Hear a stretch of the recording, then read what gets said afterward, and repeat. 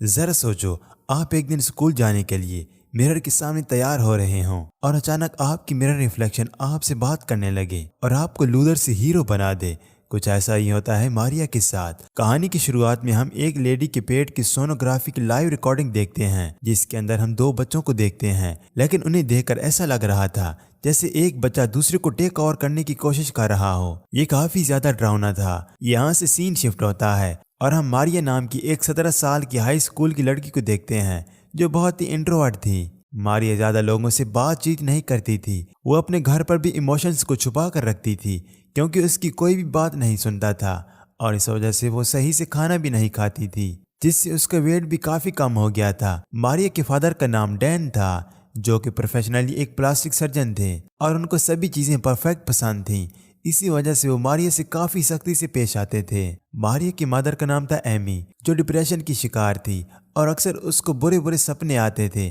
ماریا کے ڈیڈ کا ایک عورت کے ساتھ افیئر چل رہا تھا اور ایمی اپنے ہسبینڈ کے افیئر کے بارے میں سب جانتی تھی، لیکن ایمی اپنے ہسبینڈ سے ایسا ٹریٹ کرتی تھی جیسے کہ اسے کچھ پتہ ہی نہ ہو۔ اسکول میں ماریا کو ایک مارک نام کا لڑکا ہمیشہ سے پریشان کرتا رہتا تھا اور باقی سب بھی اس پر ہنستے تھے کیونکہ وہ لوگوں سے کافی دور رہتی تھی۔ ماریا کی ایک بیسٹ فرینڈ تھی جس کا نام تھا لیلی، جس کی بوائے فرینڈ سین پر ماریا کو کرش تھا اور اسی لیے وہ لیلی سے جیلس فیل کرتی تھی۔ اس وجہ سے ماریا اسموکنگ کرنے لگی تھی۔ ایک دن اپنے گھر پر ماریا کو اچانک ایک سونوگرافی امیج دکھائی دیتی ہے جس کے اندر ٹوئنس بچے تھے، اور یہ ایگزیکٹ وہی امیج تھی جو ہمیں مووی کی شروعات میں دکھائی گئی تھی۔ ٹھیک اس کے کچھ دن بعد ہی ماریا کو اپنے مرر ریفلیکشن سے آوازیں آنا شروع ہو جاتی ہیں، اور اکثر ماریا اپنے ریفلیکشن کو الگ چیزیں کرتے دیکھتی تھی، جس سے شروع میں تو ماریا کو بہت ڈر لگتا ہے، لیکن دھیرے دھیرے ماریا اپنے مرر ریفلیکشن سے باتیں کرنے لگتی ہے۔ اس کی مرر امیج ماریا کو اپنا نام آئرم بتاتی ہے۔ آئرم ماریا کے مقابلے میں کافی زیادہ بیوٹیفل،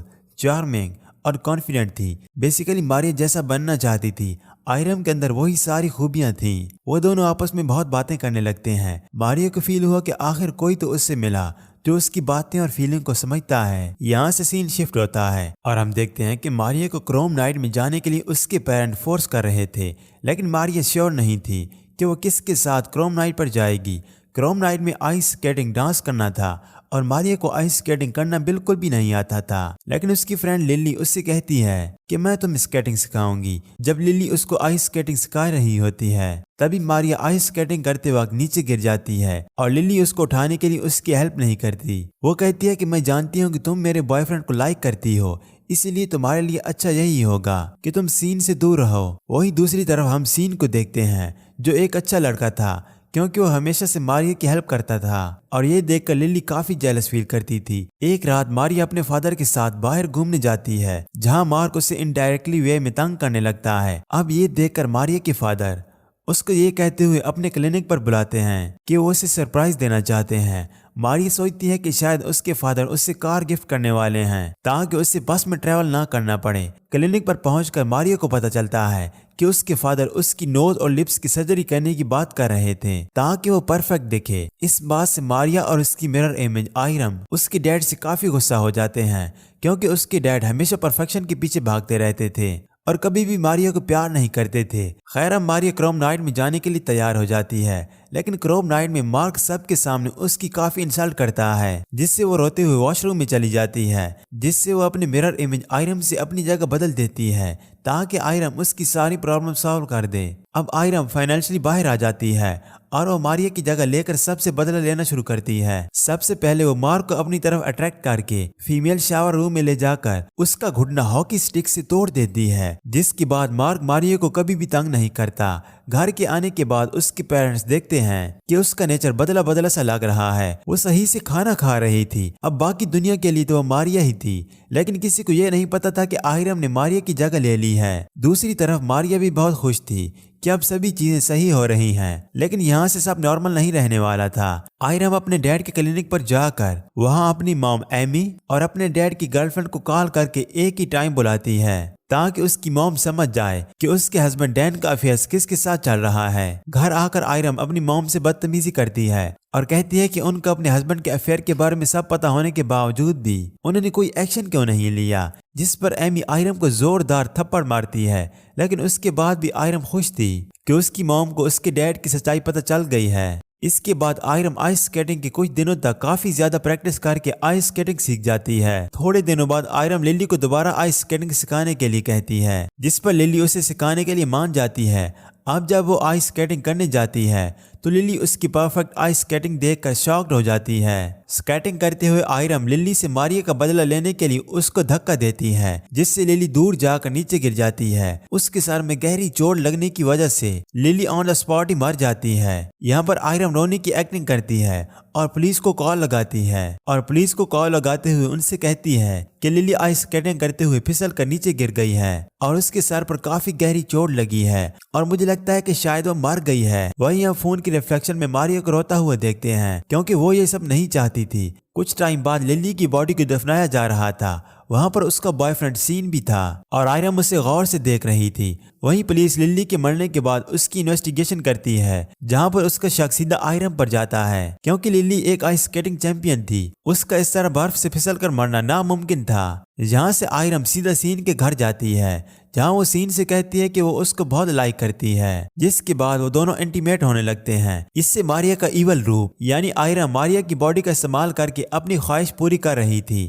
انٹیمیٹ ہونے کے بعد آئرم اور سین دونوں ایک دوسرے سے پیار کرنے لگتے ہیں۔ وہ دونوں کئی بار اسکول بھی بنک کرتے اور کوالٹی ٹائم سپینڈ کرتے، اور پولیس ان پر نظر رکھ رہی تھی کیونکہ پولیس کو للی کی موت کا شک ان دونوں پر ہی تھا۔ ایک دن ماریا کی ڈیڈ اور موم کی آپس میں لڑائی شروع ہو جاتی ہے اور ڈین گھر چھوڑ کر چلا جاتا ہے۔ وہیں ایک دن آئرم اور سین اسکول بنک کرتے ہوٹل میں جاتے ہیں انٹیمیٹ ہونے کے لیے، لیکن تبھی سین کے پاس اس کی موم کا کال آتا ہے اور وہ کہتی ہے کہ پولیس تم دونوں سے کچھ بات کرنا چاہتی ہے، جس سے سین آئرم کو اپنے ساتھ چلنے کو کہتا ہے، جس سے آئرم سین کو یہ کہہ کر منع کر دیتی ہے کہ وہ پولیس کے پاس نہیں جانا چاہتی۔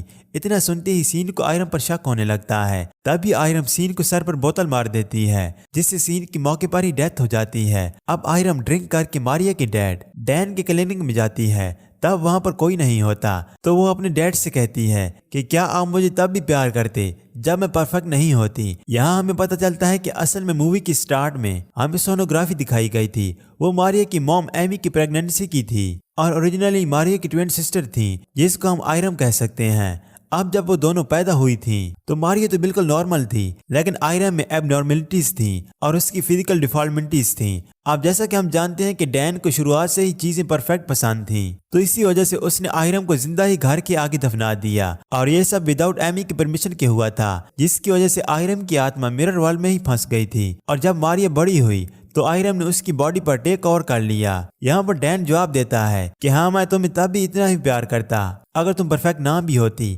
ڈین کا جھوٹ سن کر آئرم ڈین کا گلا کاٹ دیتی ہے، جس سے ڈین اسی وقت میں مر جاتا ہے۔ اب آئرم باہر جاتے ہوئے بار بار ماریا کا نام لے رہی تھی تاکہ وہ اس سے بات کرے، لیکن ماریا اب اس کو مرر ریفلیکشن میں نظر نہیں آتی تھی، جس سے ہمیں پتہ چلتا ہے کہ آئرم کوئی اور نہیں بلکہ ماریا کی کمیوں کی ہی ریفلیکشن تھی، جو کہ اس کے سب کانشیس مائنڈ کی ریفلیکشن تھی۔ جب اس نے سونوگرافی کی امیج دیکھی تھی تو اس ٹائم اس نے یہ سوچا تھا اور اس کو پتا تھا کہ اس کی ایک سسٹر تھی جس کو زندہ ہی دفن کر دیا گیا تھا، جس کی وجہ سے اس کے برین نے یہ سب امیجن کیا تھا۔ یہاں پر اصل میں ماریا ہی تھی جس نے یہ سب کیا تھا، اس لیے اس کے پیرنٹس شروع میں ہی اس کے لیے کافی پریشان رہتے تھے۔ اس کا ویٹ بھی اسی لیے کم ہو رہا تھا کیونکہ وہ دماغ سے تھوڑی ڈسٹرب ہو چکی تھی، اور اب آئرم کی ساری پرسنالٹیز ماریا کی پرسنالٹی سے جڑ چکی تھی۔ اس کے بعد ماریا اپنے گھر میں آ کر اپنی موم ایمی کے پاس آ کر لیٹ جاتی ہے، اور ہم کچھ مرر شارٹس میں دیکھتے ہیں کہ وہاں پر ایمی کے ساتھ بیڈ پر 2 لڑکیاں ہوئی تھیں، جو کہ یہ سگنیفائی کرتا ہے کہ ماریا نے اب ٹوئنس کی پرسنالٹی لے لی ہے اور اب وہ سب کچھ کرنے کے لیے ریڈی ہے۔ مزید اس طرح کی موویز ایکسپلینیشن ویڈیوز دیکھنے کے لیے ہمارے چینل کو سبسکرائب کریں اور ساتھ بنے بیل آئیکن کو بھی دبا لیں تاکہ لیٹسٹ ویڈیو کی نوٹیفیکیشن آپ کو وقت پر ملتی رہے۔